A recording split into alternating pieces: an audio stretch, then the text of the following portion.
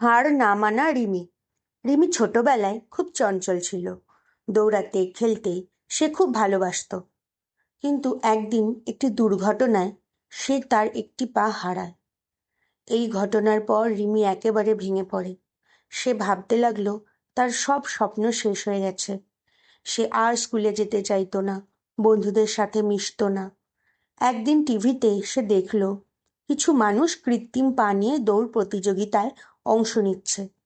তাদের দেখে রিমির মনে আশা জাগলো। সে নিজের মনে বলল, ওরা পারলে আমি কেন পারবো না? সেদিন থেকেই রিমি নতুন করে শুরু করলো। প্রথমে হাঁটতে তার কষ্ট হতো, বারবার পড়ে যেত। অনেকেই বলতো, এটা তোমার পক্ষে সম্ভব নয়।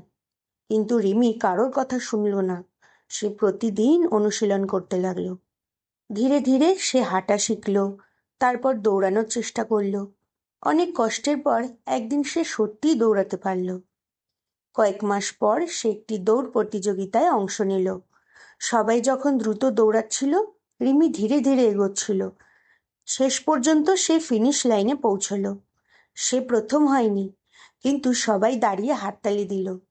রিমির চোখে জল চলে এলো, কারণ সে বুঝলো সে নিজের দুর্বলতাকে জয় করেছে। নীতি শিক্ষা: সত্যিকারের জয় হলো নিজের ভয় আর দুর্বলতাকে হারানো। ইচ্ছাশক্তি থাকলে কোনো বাধাই আমাদের থামাতে পারে না।